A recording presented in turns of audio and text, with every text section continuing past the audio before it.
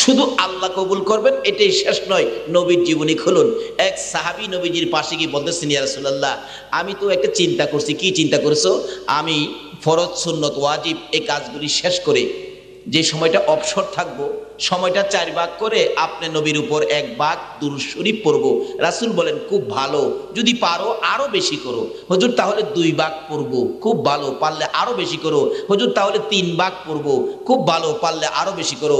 ওই সাহাবী বলেন, হুজুর, আমি ফরজ সুন্নত ওয়াজিবের পর যেটুকু সময় আমি অবসর পাবো, পুরা সময়টাই আপনার প্রতি দুরূদ শরীফ পড়বো। নবীজি বলেন, ও সাহাবী, আমার উপরে ওয়াজিব হয়ে গেছে তোমাকে নিয়ে জান্নাতে যাওয়া। সুবহানাল্লাহ। নবীজির কথা সত্য হবে না মিথ্যা হবে? তাহলে আসুন এই জিনিসগুলি আমল করি। মহিলারাও যদি আমল করে, কি বলেন, লাভ হবে কিনা বলুন তো? আল্লাহু আকবার। 637 হিজরির ঘটনা, 637 হিজরির ঘটনা। এক নবীর আশিক মরুভূমির পথ দিয়ে ঘোড়া নিয়ে চলছে। হঠাৎ ঘোড়ার সামনের 2টা পাও গর্তের ভিতরে ঢুইকা পাও 2টা ভাঙ্গা ঘোড়াটা চিত হইয়া পড়ে গেছে। একবারে পাও ভেঙে গেছে, হাড্ডি ভেঙে গেছে। ঘোড়া উঠতেই পারে না। মরুভূমির মাঝখানে, কি বিপদ! সন্ধ্যা হয়ে যাইতেছে, লোকটা খুব কাঁদতেছে। কি করব এই বিপদে? চারদিক কোনো খবর দেওয়ার ভাও নাই, সুযোগ নাই। এখন করবোটা কি? সন্ধ্যা হয়ে গেছে, চারদিকে ভাগ ডাকতেছে। অবশেষে চোখ বন্ধ করে নবীজির উপর দুরূদ শরীফ পড়তে শুরু করলেন। নবী গো, আপনিই তো বিপদের কান্ডারি, আপনিই তো উম্মতের কান্ডারি। দুরূদ শরীফ পড়তে পড়তে পড়তে পড়তে পড়তে পড়তে হঠাৎ দেখেন 3 জন লোক এসে মরুভূমির মাঝখানে হাজির হয়ে গেছে।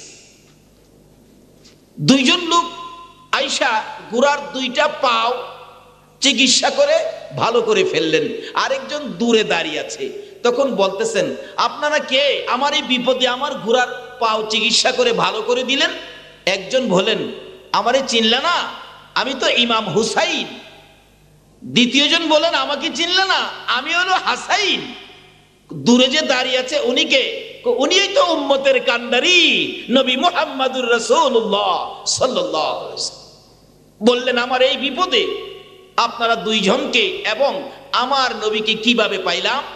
হাসাইন আর হুসাইন বলে, তুমি যখন বিপদে পড়ে আমার নানার উপর দুরূদ শরীফ পড়তেছিলে পাগল পাগল হইয়া, নানা আমরা 2 ভাইকে জান্নাত থেকে ডাইকা উঠাইয়া নিয়ে আইছে, আয় আমার উম্মত বিপদে পড়ছে, আমার উম্মতের বিপদে আয় তোরা 2 জন সাহায্য কর, আমার উম্মতকে বিপদ থেকে উদ্ধার করে দে। শুধু এই দেশে নয়, আমার নবী উম্মতের নাজাতের জন্য এই হাসাইন আর হুসাইনকে পর্যন্ত ব্যবহার করেছে। এমনকি খাতুনে জান্নাত ফাতেমাতুজ জাহরা পর্যন্ত জীবনের সকল নেকি বাবার উম্মতের জন্য দান করে দিয়েছে। সেই নবীর উপর দুরুদের আমল আমাদের থাকা দরকার আছে কিনা বলুন তো? আমার আল্লাহ নিজেও এই দুরুদের পক্ষে, সালামের পক্ষে। কোরআন শরীফ, ইন্নাল্লাহা ওয়া মালাইকাতাহু ইউসাল্লুনা আলান নবী। আল্লাহ বলেন, নিশ্চয়ই আমি আল্লাহ এবং আমার ফেরেশতা সমূহ, 2-4 জন পড়লেই চলতো, ফেরেশতা সমূহ, এমন কোন ফেরেশতা নাই যেই ফেরেশতা নবীর উপর দুরূদ সালাম প্রেরণ করে না। সকল ফেরেশতা নিয়ে আমার আল্লাহ নবীজির উপর দুরূদ সালাম প্রেরণ করতেছে। কাজী আমরা যদি আল্লাহকে খুশি করতে চাই, একটা হলো আল্লাহর শুকর, আর একটা হলো নবীর উপর দুরূদ সালাম। এই 2 কাজ ব্যতীত যত আমল করুন না কেন, আমার আল্লাহর দরবারে একটা আমলও পৌঁছবে না। এই আমল দিয়ে জান্নাতে যাইতে পারবেন না। কারণ কোরআন শরীফে আল্লাহ বলেছেন, বহু আমলকারী জাহান্নামে যাবে। আমিলাতুন নাসিবাতুন তাসলা নারান হামিয়া। আল্লাহ পাক ওই বিপদ থেকে আমাদেরকে হেফাজত করুক। সকলে বলুন আমিন। আমার বান্দারা কি আমারে তালাশ করে, আমারে খুঁজে? আমি তো নিকটে। কিন্তু আল্লাহ যে নিকটে, আল্লাহর নিকটে রাইখা এই পর্যন্ত আমরা কি করেছি? যদি জিগাই কারো জীবনে এমন কোন কাজ করছেন আল্লাহ নিকটে, আল্লাহর নিকটে রাইখা কোন কাজ করে কোন বিপদ থেকে উদ্ধার হয়েছেন, কেউ বলতে পারবেন না। কারণ এই কথা জানি, মানি না। ইরাকের ঘটনা, আজকে যে ইরাকে আমেরিকা নির্মম ভাবে জুলুম অত্যাচার করে ইরাকের হাজারো মানুষকে মাটির সাথে মিশাইয়া দিতেছে। ইরাকের ঘটনা। ইরাকে এক আল্লাহর ওলি ছিলেন যার নাম ছিলেন শেখ আবু হামজা খুরসানি। আবু হামজা খুরসানি একবার রাস্তা দিয়ে হাঁটতেছে, পাশে মাটির কুয়া, নিচ থেকে পানি উঠায় মাটির কুয়া করে রাখছে।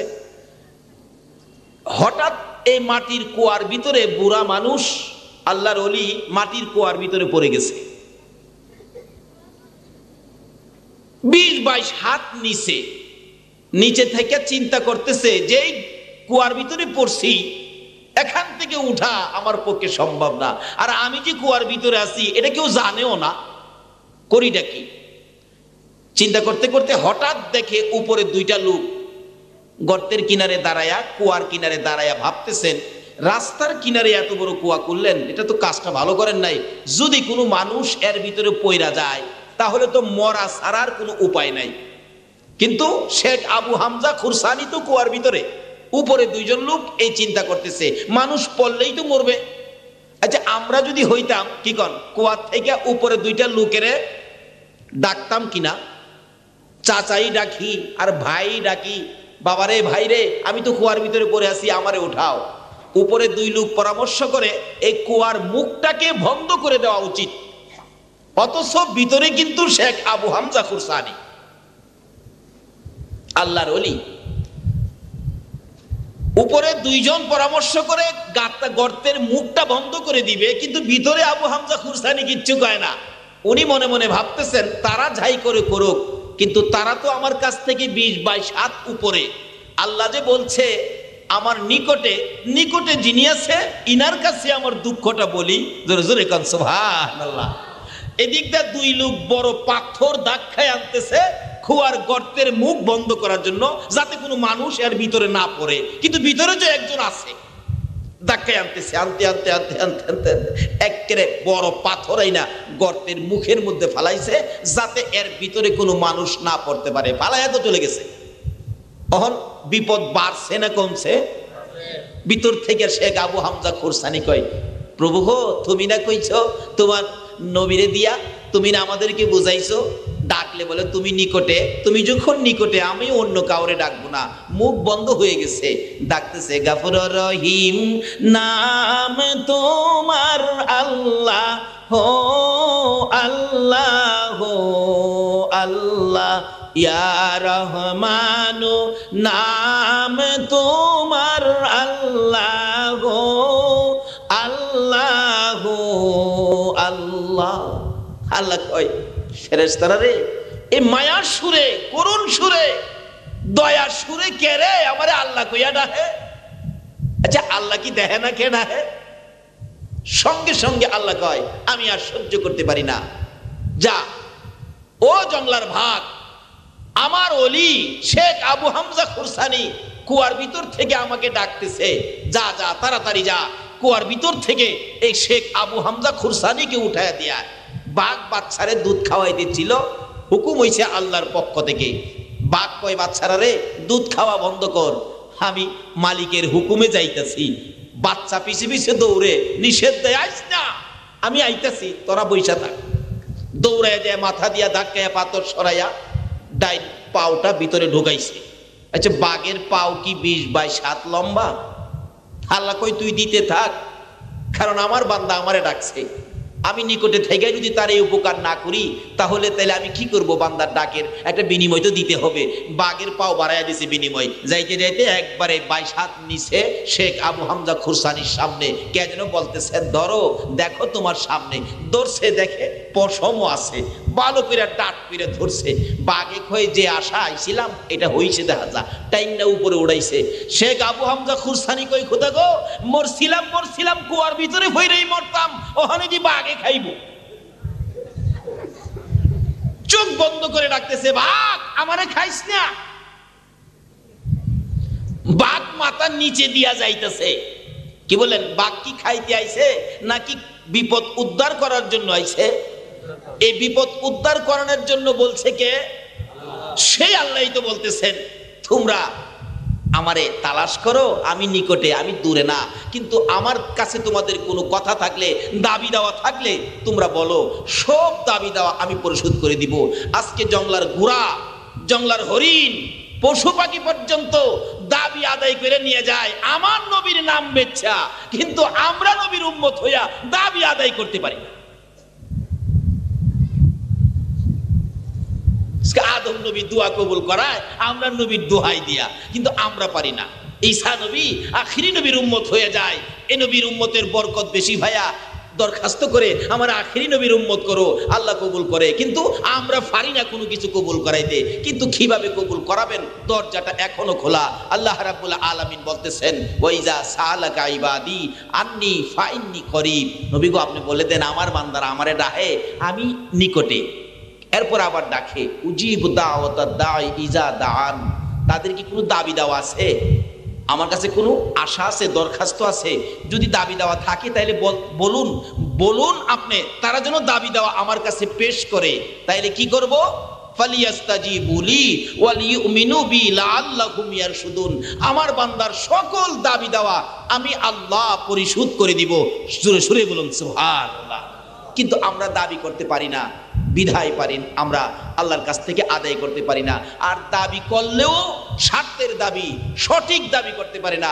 দাবি করলেও যেইভাবে দাবি করার কথা এইভাবে পারি না, যেইভাবে নামাজ পড়ার কথা এইভাবে পারি না, যেইভাবে হজ করার কথা এইভাবে আমরা করি না, যেইভাবে সন্তানাদি মানুষ করার কথা এইভাবে আমরা করি না, যেইভাবে মহিলাদেরকে পর্দায় রাখার কথা এইভাবে আমরা পর্দায় রাখি না, যেইভাবে মহিলাদের স্বামীর খেদমত করার কথা এইভাবে মহিলারা স্বামীর খেদমত করে না।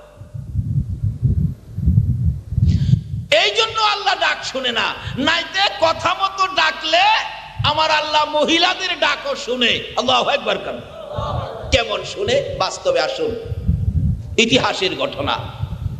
নৌকা দিয়ে যাচ্ছে নদী পথে, কর্ণফুলী নদী ধরুন, ঝড় তুফানে নৌকাটা ভাঙ্গা টুকরা টুকরা করে দিলেন। একটা মহিলা 1 মাসের একটা বাচ্চা, ছেলে বাচ্চা, 1 বছরের, 1 মাস নয় 1 বছর, 1 বছরের ছেলে বাচ্চাটা বুকে বাম হাতে চাপাইয়া ধরে নদীর মধ্যে সাঁতরাইতেছে আর ডাকতেছে, খোদা গো তুমি না বলে নিকটে, আমি আমার কুলের সন্তানটা নিয়ে বিপদে পড়ছি, তুমি যদি নিকটে হয়ে থাকো এই বিপদ থেকে আমারে, আমার কুলের সন্তানটারে তুমি বাঁচাও। যে আল্লাহ যে বলছে নিকটে, আসলে কি এটা সত্য নাকি মিথ্যা? কিন্তু আমরা তো এটারে কাজে লাগাইতে পারি না। আল্লাহর কথা তো সত্য। মহিলা ডাকতেছে, কাঁদতেছে আর 1 হাতে সাঁতরাইতেছে, 1 বছরের বাচ্চাটার 2 গালে চুমাইতেছে আর বলতেছে, বাবা গো আমি মা থাকতে তোমার জীবনটা শেষ হইতে দিব না। হঠাৎ দেখে একটা কাঠের টুকরা, বড় আকারে একটা কাঠের টুকরা সামনে আইসা বাসছে। এটার মধ্যে হাত দিছে, দেখে একটু ভর রাখে, তুফান কমে গেছে, ঢেউ থেমে গেছে। এখন বাচ্চা বুকে নিয়ে বলতেছে, খোদা গো তুমি বুঝি আমার এই বিপদ থেকে উদ্ধার করবা। কিন্তু তুফান থেমে গেছে, কাঠের টুকরায় ভর রাখতে পারতেছে, কিন্তু দেখা যায় একটা লম্পট যুবক মহিলাটার দিকে নদীর মধ্যে সাঁতরায় আসতেছে, তার নিয়ত ভালো না। কাছাকাছি আসতেছে আর হাসতেছে। মহিলা ডাকতেছে,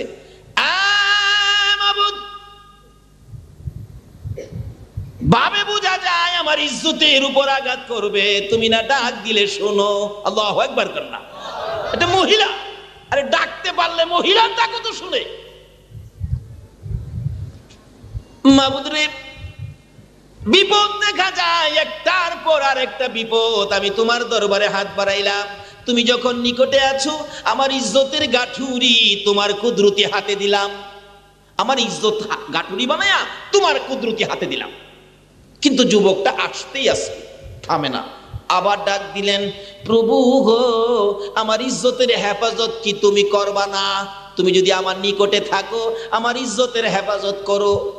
তারপরও যুবকটা কাছে আইসা গেছে, এবার আর ডাকে না। 2 বার ডাকলাম, তুমি যখন আমার ডাক শোনো না আর আমি তোমারে ডাকবো না। আল্লাহ কয়, না রে ও বান্দি, আমি তো তোর ডাক শুনছি। বলুন আল্লাহ ডাক শুনছে কিনা? কথা মতো ডাকছে আর ডাকও শুনছে। কাছাকাছি আইসা ইতিহাস লেখে, মহিলার জীবনী লেখে, নিষ্ঠুর যুবক ওই মায়ের কুল থেকে বাচ্চাটাকে টানতেছে আগে সরানোর জন্য। মা বাচ্চা ছাড়তে রাজি না, বাচ্চা মায়ের গলায় ধরে রাখছে, গলা ছাড়তে রাজি না। দুঃখিনী মা বাচ্চা বুকে নিয়ে রাখছে, নিষ্ঠুর যুবক বাচ্চাটার গলায় ধরে টাইনা মার কাছ থেকে সরাইয়া নিয়ে গেছে, মায়ের সামনে বাচ্চাটারে পানির মধ্যে ফেলে দিছে। ওই 1 বছরের বাচ্চা মায়ের দিকে তাকাইয়া মা মা কইয়া পানির নিচে চলে যাইতেছে। মহিলা 2টা হাত বাড়াইয়া কান্দে, মাবুদ রে, তুমি যদি আমার নিকটে থাকো, আমার কলেজার টুকরা সন্তানটারে হেফাজত কইরো। দিয়ে দিছে বাচ্চা পানির নিচে, আল্লাহরে কই হেফাজত করতো। খুব কেমন ঘটনা। তারপরে নিষ্ঠুর যুবক বাচ্চাটারে পানি ফেলে দিয়ে মহিলাটার গায়ে হাত দিতে চাইলে, হাত দেওয়ার আগে আগে পিছনে একটা কুমির হাজির হয়ে গেছে। সুবহানাল্লাহ। মহিলাটা দেখতেছে কুমির এসে যুবকটাকে টাইনা ধরলো, পিছনে নিয়ে টুকরা টুকরা করে ছেড়ে ফেলেছে, কিন্তু মহিলাটারে কিছু করে নাই। এবার মহিলা ভেবেছে নিশ্চয়ই আমার ডাক আমার আল্লাহ কবুল করেছে। আমার আল্লাহ বলেন, এরা দুনিয়ার মানুষ, মেয়ে হও আর পুরুষই হও, তোমরা যদি আমার ডাকার মতো ডাকতে পারো, কথা দিলাম সকলের ডাক আমি আল্লাহ শুনি। জোরে জোরে কোন সুবহানাল্লাহ। ডাকতেছে, প্রভু গো আমার বিপদ বুঝে উদ্ধার করে দিবা। একটু পরে বেহুশ হয়ে গেছে, সন্তানের কথা মনে হয়ে গেছে। অ্যাক্সিডেন্টের খবর শুনে উদ্ধারকারী দল জাহাজ নিয়ে নাইমা গেছে। মানুষ অ্যাক্সিডেন্টে পড়ছে, বেঁচে আছে কিনা উদ্ধার করতে গেলে ইতিহাস বলেন দূরবীন দিয়ে দেখতেছে কোনো মানুষ নদীর মধ্যে জীবিত আছে কিনা, তাইলে আমরা উদ্ধার করব। ইতিহাস বলেন দূরবীন দিয়া দেখে বহু দূর 1 বছরের একটা বাচ্চা মাছের পিঠের উপর ঘুমাইতেছে। আল্লাহু আকবার, নারে তাকবীর, আল্লাহু আকবার, ইয়া রাসূলুল্লাহ, নারে তাওসিয়া, ইয়া গাউসুল আজম দস্তগীর।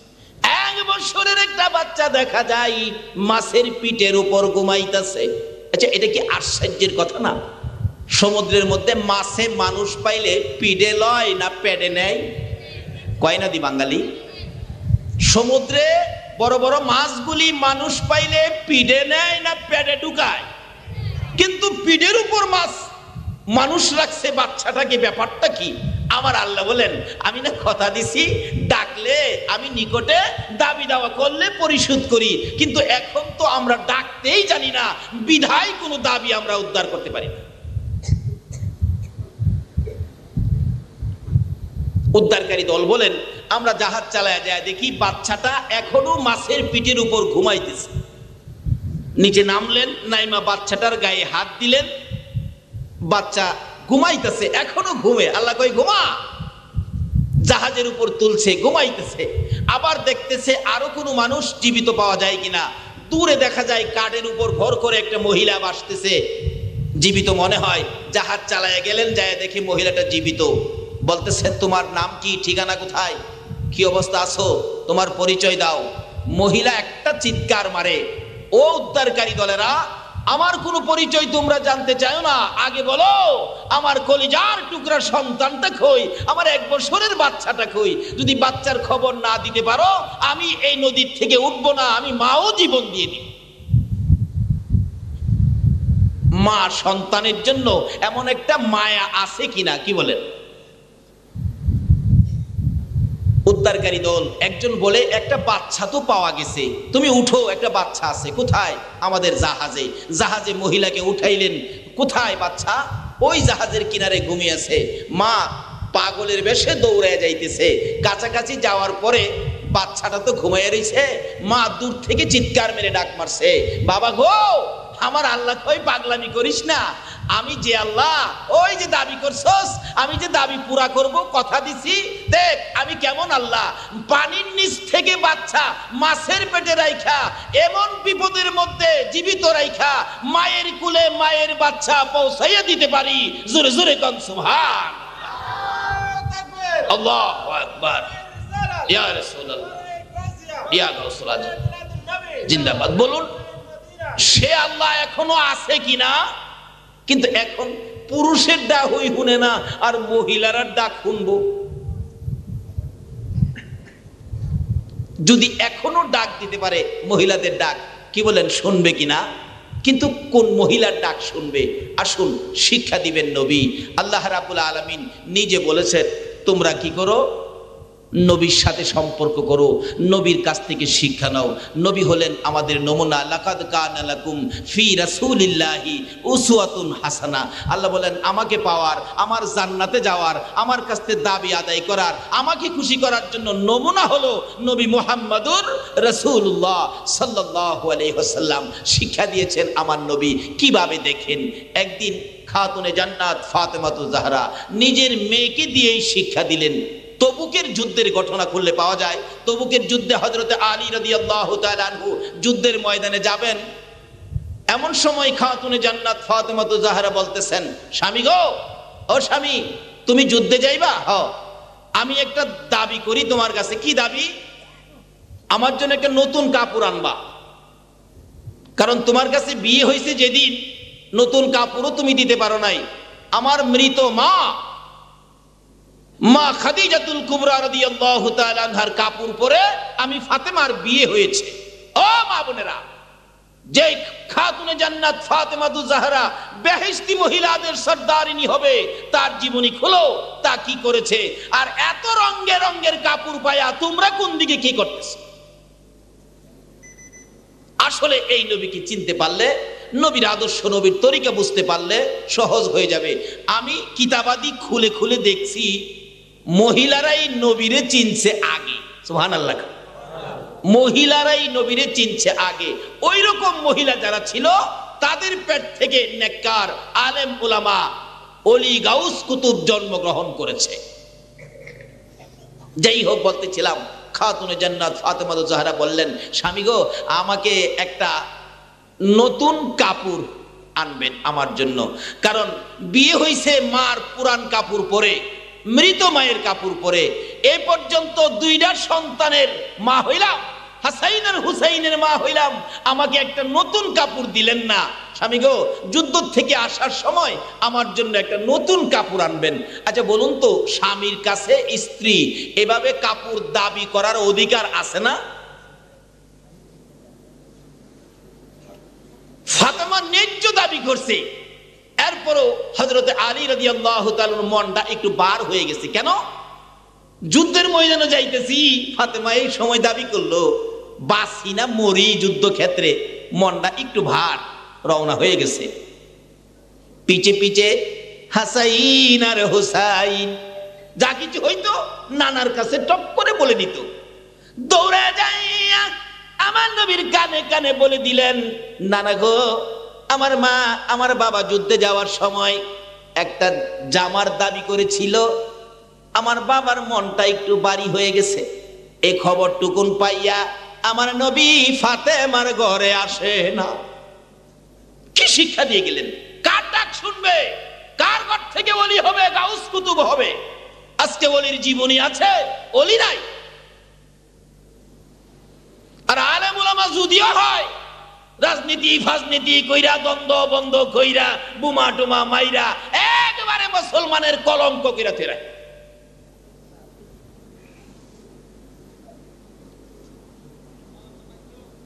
একদিন পার হয়ে যায়, আমার নবী ফাতেমার ঘরে আসে না। 2 দিন পার হয়ে যায়, ফাতেমার ঘরে আসে না। 3 দিন পার হয়ে যাবে, সকাল থেকে ডাকতেছে। ফাতেমা চোখের পানি বন্ধ করতে পারে না। প্রত্যেক দিন সকাল সন্ধ্যা বাবা আমার ঘরে আসতো, আমার খোঁজ নিত। আজকে কেন বাবা আমার ঘরে আসে না? অথচ ফাতেমা বলেন, আমার বাবা এত আদর করতো, আমি ফাতেমাকে মা মা বলে ডাকতো। কোথাও যদি যাইতো আমার বাবা, যাওয়ার সময় আমি ফাতেমার কাছ থেকে বিদায় নিয়ে যাইতো। আর ওই সফর শেষ করে এসে আমি ফাতেমার খোঁজ খবর আগে নিত। জোরে কোন সুবহান। কেন আগে নিবে না? আমার নবীর জীবনী, যেদিন মা খাদিজাতুল কুবরা রাদিয়াল্লাহু তাআলা আনহা দুনিয়া থেকে বিদায় হয়ে যাবেন, ওই দিন বিছানায় শুয়ে শুয়ে খাদিজা চোখের পানি ছেড়ে ছেড়ে কাঁদতেছে। আমার নবী দৌড়ে এসে খাদিজার মাথার পাশে বসে গেছে। রে খাদিজা, এমন করে তুমি কেঁদো না, তোমার কান্দা দেখলে আমার মন মানে না, সইতে পারি না রে খাদিজা। তুমি যদি কান্দো আমার কলিজা মানে না। মক্কা নগরীতে যেদিন আমার মা ছিল না গো, যেদিন আমার বাবা ছিল না গো, দাদা ছিল না, দাদি ছিল না, যেদিন মক্কা নগরীতে আমি নবী একা ছিলাম, আমি বিপদে ছিলাম, মানুষ আমাকে গালি দিত, আমাকে মারতে আসতো, আমাকে ধাক্কা দিত, ও খাদিজা তুমি দি আমার বিপদ মুহূর্তে তোমার জীবন জৈবন সব আমার পায়ের উপর ঢেলে দিয়েছিলা। আমার বিপদে তুমি আমার প্রেমের মালা গলায় পরেছিলে গো খাদিজা। আজকে তুমি এইভাবে কান্দো, কাঁদতে হবে না, বলো তোমার কি দুঃখ। খাদিজা কান্দে, আল্লাহর বন্ধু গো আমার মন বলে আমি বাঁচবো না। আমি কান্দি এই জন্য, আমার জন্য নয়, আমি যে আপনি নবীর দুঃখগুলো বুক ভরে শুনতাম, আপনার ব্যথাগুলি বুকের মধ্যে জমা করে রাখতাম, আপনার চোখের পানি আমি খাদিজা আঁচল দিয়ে মুছে দিতাম। আমি কান্দি এই জন্য, আমি খাদিজা যদি না থাকি গো আল্লাহর বন্ধু, আপনার মনের দুঃখগুলো কার কাছে বলবেন? জোরে জোরে কন্যা সুবহান।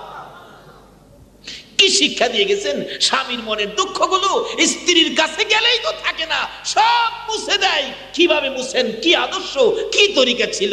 আর অহন্ত স্বামী যত কষ্ট করে আইয়ে, স্ত্রী তো ঘুমাতেই উঠতে চায় না। রাত্রে দরজা ধাক্কায়, হ্যাঁ ফালুর মা, ফালুর মা গো, গলা ভেঙে গেছে, ফালুর মা উঠে না। দরজায় ধাক্কাইতে ধাক্কাইতে কয় কি হয়েছে? কয় আধা ঘন্টা চিল্লাইলাম, ওতকুনে কও কি হয়েছে? কয় ঘুমাইছি। দরজাটা খুইলা দাও। দরজা খুইলা আবার লেফের ভিতরে শুইছে। কয় আমারে ভাত দিতা না, লইয়া খাইলে হয়। আছে না এরকম মহিলা? এই জন্য নামাজ কবুল হবে না, এই জন্য আমার আল্লাহ ডাক শুনবে না। সন্তানাদি নেককার হবে না, ভালো মানুষ হবে না, নামাজি হবে না, আল্লাহর ওলি হবে না, যদি আপনাদের মধ্যে সম্পর্ক নবীর তরিকা মতো না হয়। বলতেছিলাম মা খাদিজাতুল কুবরা রাদিয়াল্লাহু তাআলা আনহা চোখের পানি ছেড়ে ছেড়ে কান্দে, আল্লাহর হাবিব গো আপনার সকল ব্যথা আমি বুকের মধ্যে রাখতাম, আপনার চোখের পানি আঁচল দিয়ে মুছতাম। কেউ যখন আপনার ছিল না, মক্কা নগরীতে যখন মা হারা বাবা হারা ছিলেন, আমি খাদিজা ওই বিপদ মুহূর্তে জীবন জৈবন সব আপনার কদমে ঢেলে দিয়ে আপনার প্রেমের মালা গলায় পরেছিলাম গো আল্লাহর বন্ধু। আমি কান্দি, আমার মন বলে আমি আর বাঁচবো না। হুজুর আমি যদি মরে যাই গো, আপনার এই দুঃখগুলি কে শুনবে? আপনার বিপদে কে আপনার পাশে দাঁড়াবে? মা খাতুনে জান্নাত ফাতেমাতু জাহরা দৌড়াইয়া, ছোট ছিলেন তখন, মায়ের পাশে গিয়ে বসে গেছেন, চোখের পানি মুছতেছেন। মা গো, ও মা খাদিজাতুল কুবরা, এইভাবে তুমি কাঁদবা না। যাও, কথা দিলাম তুমি যদি না থাকো আমি আমার বাবার পাশে থাকবো, আমি মা হই আমার বাবারে আদর করব। সুবহানাল্লাহ। এখনো দেখেন মেয়েরা বাবারে আদর বেশি করে কিনা, কোন তো মেয়েরা বাবারে আদর বেশি করে।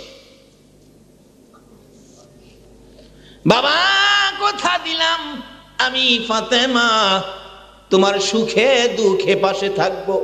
এই জন্য আমার নবীও ফাতেমাকে মা মা বলে ডাকতেন। ফাতেমা কত কষ্ট করেছেন ফাতেমার জীবনীতে পাওয়া যায়। ফাতেমা নামাজের মধ্যে ছিলেন, এমন সময় ডাকতেছে দরজা খোলার জন্য। দরজা খুলে দিলে ফাতেমা বসে বসে নামাজ পড়তেছিল। আমার নবী বলেন, ফাতেমা রে বসে বসে নামাজ পড়লি কেন? বসে তো নামাজ পড়লে ভালো না, দাঁড়াইয়া পড়তে হয়। ফাতেমা বলেন, বাবা গো আমিও জানি দাঁড়াইয়া নামাজ পড়তে হয়, বসে পড়ার কারণটা কি আপনি তো শুনলেন না। কি কারণ মা, আমি জানতে চাই। আমার নবীর কলিজার টুকরা নয়নের মণি ফাতেমা বলেন, বাবা গো আজকে 3টা দিন পার হয়ে গেছে গো বাবা, আমি ফাতেমার চুলায় আগুন জ্বলে না। বাবা না খাইয়া থাকতে থাকতে আমি ফাতেমা দাঁড়াইতে পারি না বাবা গো, তারপরেও নামাজ ছাড়ি না, দাঁড়াইতে পারি না, বসে বসে হইলেও আমি নামাজ আদায় করি। জোরে জোরে কন্যা সুবহানাল্লাহ। ফাতেমার মতো মহিলা যদি দাঁড়াইতে পারে না, না খাইয়া থাকতে থাকতে বসে বসে নামাজ আদায় করে, বলুন আনোয়ারার মহিলারা এ নামাজ আদায় করতে হবে কিনা? শুধু এটাই শেষ নয়, আমার নবী একদিন ডাকতেছে, ফাতেমা দরজা খোলো। জি আব্বা। দরজা খোলো, খোলে না। ফাতেমা, জি আব্বা দরজা খোলো, খোলে না। তিনবার বলতেছেন দরজা খোলো, তিনবারের মাথায় জবাব দেন ফাতেমা, বাবা গো দরজাটা আমি কেমনে খুলবো গো বাবা, আমি এমন একটা কাপড় পরিধান করে রাখছি, কাপড়টা যদি মাথার দিক ডাকতে চাই পায়ের দিক খালি হয়ে যায়, পায়ের দিক ডাকতে গেলে মাথার দিক খালি হয়ে যায়। আমার নবী রুমাল মুবারক দরজার ফাঁকি দিয়ে ভিতরে দিলে, রুমালটা দিয়ে মাথার দিক ডাইকা দরজা খুলে দিলেন। আমার নবী বলেন, ফাতেমা রে, এই জগৎ কষ্টের জগৎ, কষ্ট করো। ও ফাতেমা, এই কষ্টের জন্য মনে দুঃখ নিও না। আমার রাসূল বলেন, তুমি কি এই দুনিয়ার শান্তি চাও না আখিরাতের শান্তি চাও? নবীর মেয়ে খাতুনে জান্নাত ফাতেমা তু জাহরা বলেন, বাবা গো আমি এই দুনিয়ার শান্তি চাই না, আমি আখিরাতের শান্তি চাই। আমার নবী বলেন, ওয়ালাল আখিরাতু খায়রুল লাকা মিনাল উলা। জোরে জোরে কান সুবহানাল্লাহ। আমার আল্লাহ কুরআন শরীফে ঘোষণা দিয়েছেন, রব্বানা আতিনা ফিদ দুনিয়া হাসানাতাও ওয়া ফিল আখিরাতি হাসানাতাও। তোমরা দুনিয়ার ভালাই ধরো, আখিরাতের ভালাই ধরো, কিন্তু দুনিয়া এবং আখিরাতের ভালাই যদি ধরতে চাও থাকতে হবে আমার নবীর কথায়। বলুন কার কথায়? বলতেছিলাম খাতুনে জান্নাত ফাতেমা তু জাহরা বললেন, আমার জন্য একটা নতুন জামা, নতুন কাপড় কিন্তু আনবা। ফাতেমা এই কথা বললে হযরতে আলী বলেন, যুদ্ধে যাইতেছি এমন টাইমে জামা চাইলো, অথচ স্ত্রী হিসাবে স্বামীর কাছে চাওয়া রাইট, অধিকার আছে, দিতেও হবে, কিন্তু মুহূর্তটা ছিল যুদ্ধ, তবুকের যুদ্ধে যাবে আলী। হাসান হুসেন দুইজন গিয়ে খবর দিছে, নানা গো মাঝে জামা চাইছে আব্বার কাছে, আব্বা তো দেখলাম একটু মনটা ভারী হয়ে গেল, নবীজি আর ফাতেমার ঘরে আসে না।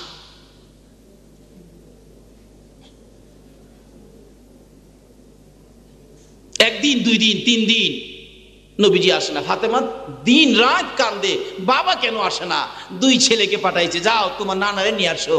নবীজি খবর দেয়, ফাতেমা নতুন জামা চায়া স্বামীর মনে কষ্ট দিচ্ছে। অনেক মহিলারা স্বামীর মনে কষ্ট দেয়নি হোক, আল্লাহু আকবার। রাখলাম এখানে।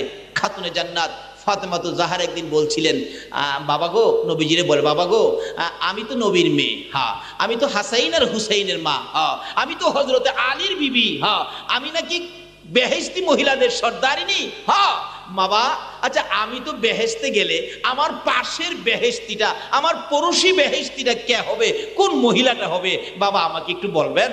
আমার নবীজি বলেন, ফাতেমা রে তোমার পাশের বেহেশতি মহিলা হবে একজন কাঠুরিয়ার বিবি, গরিবের বউ।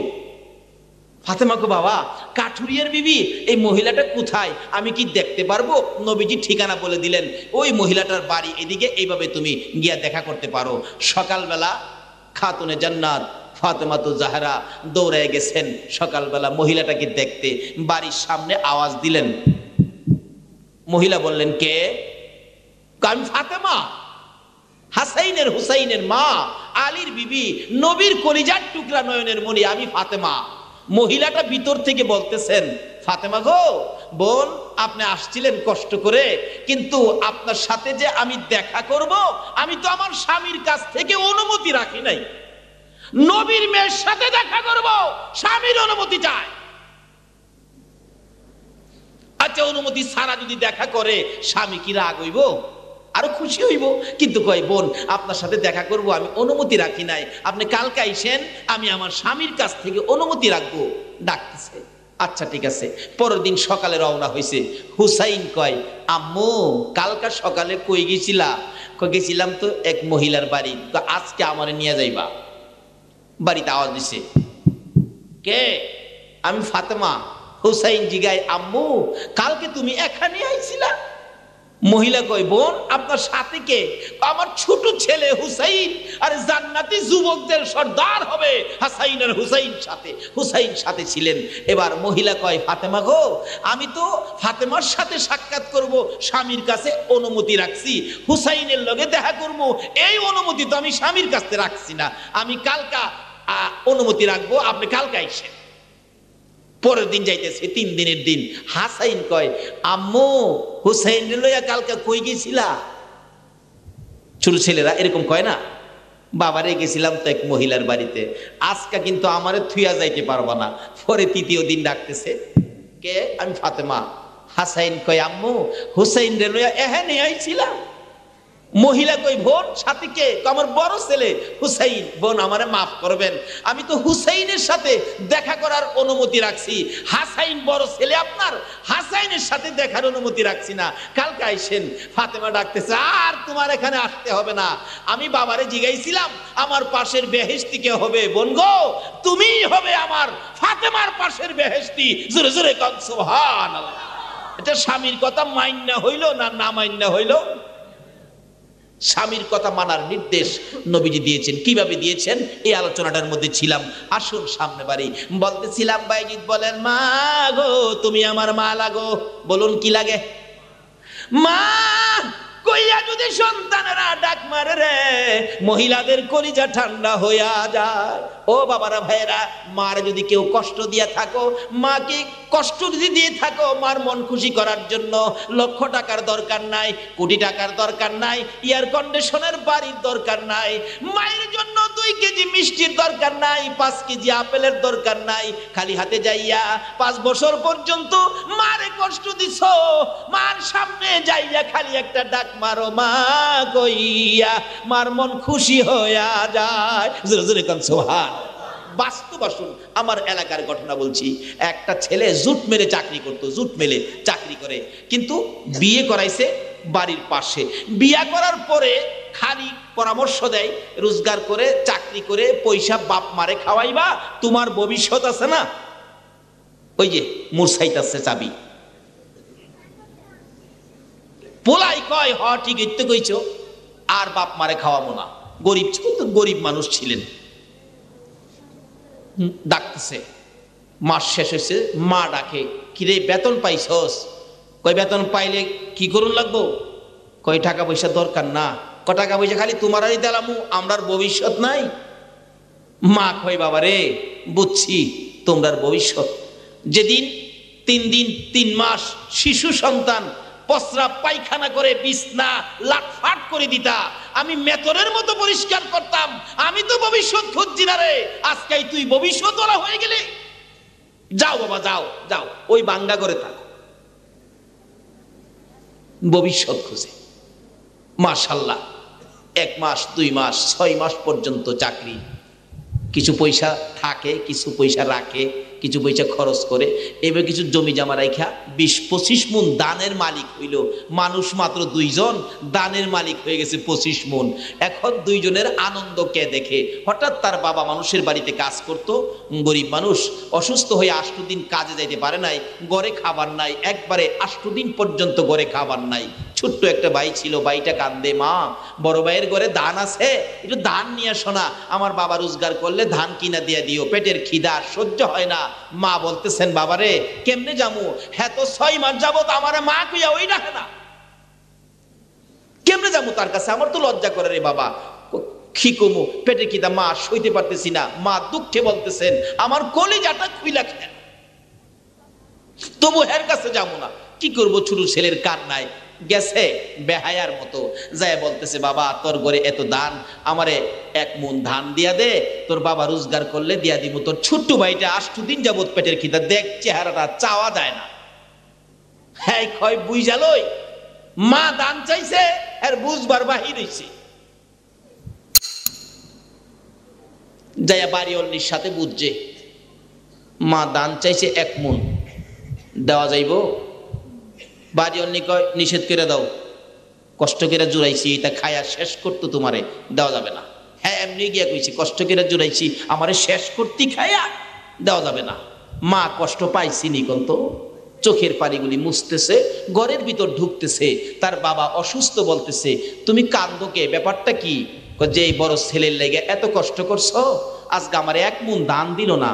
বাবাও শুয়া শুয়া কান্দে আর ডাকে, মাবুদ রে, মানুষের বাড়ি সারাদিন কাজ করছি, 10টা টাকা বেতন উঠাইছি, বাড়িতে যাব পেটের খিদায় 4 আনার বিস্কুট কিনছি, কিন্তু খাইতে চাইলে এই সন্তানের কথা যখন মনে হইতো আমি খাইতে পারছি না, বাড়িতে যাইয়া ঘুমিয়ে গেছে, ঘুম থেকে উঠাইয়া এই বিস্কিটগুলি যদি আমি বাবা সন্তানের না খাওয়াইতে পারছি, সারাটা রাত আমার ঘুম হইছে না। এই সন্তান আমাকে এক মুন দান দিল না, বাবাও কান্দে। আমার আল্লাহ কয় কান্দিস না, তোদের দুইজনের কান্দা তোর সন্তানের জন্য গজব বানাইছি। বলুন, মা বাবারে কষ্ট দিয়ে চোখের পানি বাহির করলে এই গজব যদি সন্তানের উপরে যায়, এই গজব থেকে বাঁচাইবার মতো কোনো মন্ত্র, কোনো শক্তি, কোনো ব্যক্তি পৃথিবীর জমিনে আছে? গজবটা কি হয়েছিল? আজ থেকে প্রায় 30 বছর আগের কথা বলছি, আমি তখন ছোট, 30-32 বছর আগের কথা। তাই এখন একটু খুশখুশি করে খালি কাশে। বিবি কই তুমি খালি কাশো কে? ও বুঝি না তো, ও ডাক্তার দেখাও। ডাক্তারের কাছে যাওয়ার পরেই ডাক্তার কয় আপনি আমার কাছে আইসেন না, আপনার কাশে কয় আপনার যক্কা হয়েছে। তখনকার সময় যার হইতো যক্কা তার নাই রক্ষা। এখন তো চিকিৎসা বেরিয়েছে, তখন চিকিৎসা ছিল না। যার হইতো যক্কা তার নাই রক্ষা। আরো কি, মা বাবার চোখের পানিয়ে যক্কা। বাবা গো, মারে কান্দাইও না, ও বাবারা ভাইয়েরা, মা বাবারে কষ্ট দিও না, সব বরবাদ হয়ে যাবে। বলতেছিলাম, এবার ডাকতেছে, ডাক্তার সাহেব চিকিৎসা কি করবেন? চিকিৎসা তো নাই, বাড়িতে যান গা, আপনার যক্কা। বাড়িতে যায় খালি চোখ মুছে বিবি জিগাই কান্দোকে, কো কান্দি যে বিবি, বিবি গো কান্দি যে। ডাক্তার কইছে আমার। কি কইছে তোমার? কো কইছে। আরে কি কইছে? কহ কইছে। আরে কি কইছে? কহ কইছে। আসল ডার কয় না, অবশেষে কয় আমার বলে যক্কা। বিবি কই তোমার যক্কা, তোমার সাথে থাকলে আমারও নাই রক্ষা। কাজী যক্কা রোগীর সাথে থাকলে আমারও যক্কা হইব। কাপড় টাপড় লইয়া পিছে দা বাইরিয়া জাগা। স্বামী ডাহে, বিবি তোমার জন্য বাবা সাল্লাম, মা সাল্লাম, ভাই সাল্লাম। বিবি গো আমারে ফালাইয়া তুমি কেমনে যাইতেছো? বিবি কই মরো মরো, তুমি ওই মরো, আমি মরবো না। রাত্রে কান্দে, ঘরের মধ্যে একা কেউ নাই, অসুস্থ মানুষ, মন দুর্বল, আরো যক্কার ওষুধ নাই, খালি কান্দে। 2 দিন কান্দে, মা ঘুমায় না, খালি মনে মনে ভাবে ছেলে যদি আমার একবার মা কইয়া ডাক দিত, আমি মা সন্তানের বিপদে পাশে যাইতাম। 2 দিন পার হইয়া 3 দিন রাত্রের বেলা মায়ের ঘরের দরজায় যাইয়া কান্দতেছে, ডাক দেওয়ার সাহস পাই না। অবশেষে কান্নার আওয়াজ যখন মায়ের কানে লাগছে, বাবার কানে লাগছে, দুজন একজন আরেকজনকে বলে আমার সন্তানের কান্নার আওয়াজ শোনা যায়। ও পোলার মা, দেখো না দরজা খুইলা কে কান্দে। চট করে ঘুম থেকে উঠে মা দরজাটা খুলে দেখে ছেলে কাঁদতেছে। বাবা কেন কান্দ? ছেলে ডাক মারছে, মা গো, ও মা আমার বাবা কই? আমার বাবারে সামনে আনো। মা তুমিও সামনে আসো।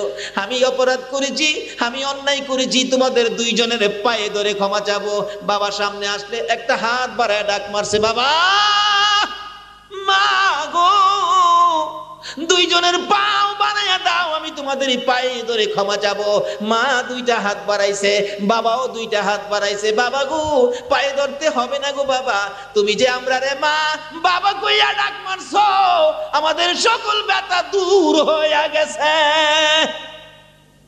বলতেছিলাম এই শিক্ষা আমাদের সামনে থাকতে হবে, যে শিক্ষা নবী দিয়েছেন খাতুনে জান্নাত ফাতেমাতুজ জাহরাকে দিয়ে।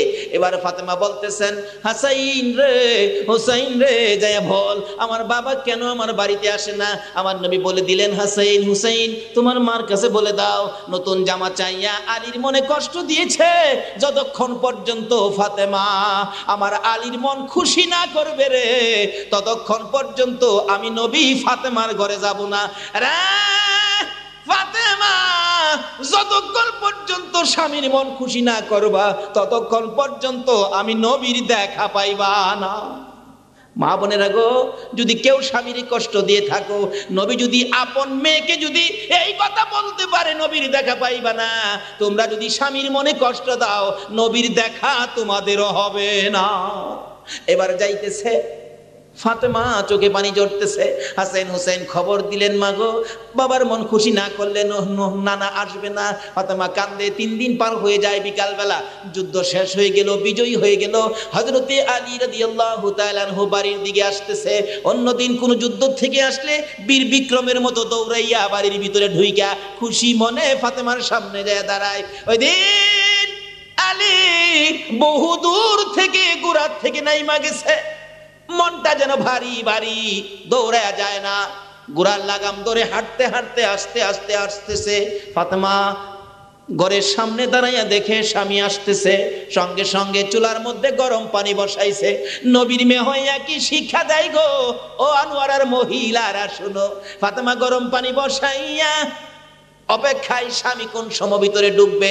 ভিতরে ঢুকলে দৌড়ে যাইয়া ঘোড়ার রশি হাত থেকে নিলেন, ঘোড়াটারে বাঁধলেন, হাত থেকে যুদ্ধের তরবারিটা নিলেন, ঘরের মধ্যে রাখলেন, যুদ্ধের পোশাকটা নিজের হাতে খুললেন। স্বামীরে টাইনা টাইনা ঘরের সামনে পাথরের মধ্যে দাঁড় করাইয়া গরম পানি দিয়া পাও ধুয়াইলেন, হাত ধুয়াইলেন, মুখ ধুয়াইলেন, আঁচল দিয়ে সবগুলি মুছে এমনি যাইয়া স্বামীর পায়ে পড়ে গেছে। জোরে জোরে কন্যা সুবহানাল্লাহ। ফাতেমা গো স্বামীর পায়ে পড়ে চোখের পানি ছেড়ে ছেড়ে কান্দে আর ডাকে, স্বামী নতুন জামা চাইয়া তোমার মনে দুঃখ দিয়েছি, ওদিন থেকে আমার বাবা আমাকে দেখতে আসে না গো স্বামী। পায়ে ধরি, বলো খুশি হইছো নি? যতক্ষণ পর্যন্ত খুশি না হইবা দুনিয়া কিয়ামত হবে, আমি ফাতেমা আলীর পাও ছাড়বো না।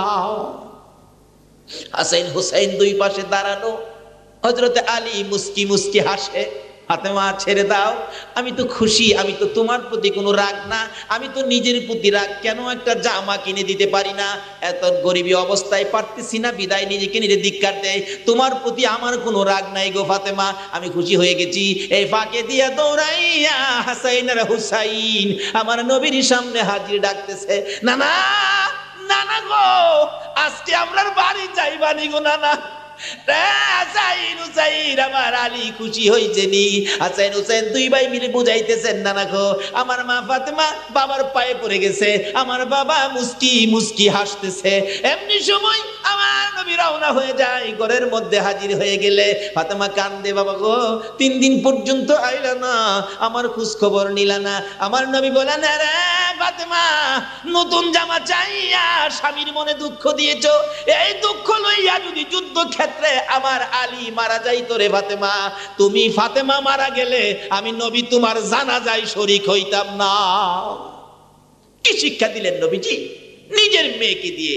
আজকে তো মহিলারা একটু লেখাপড়া শিখলে স্বামীরে তো কি আরই পারে না।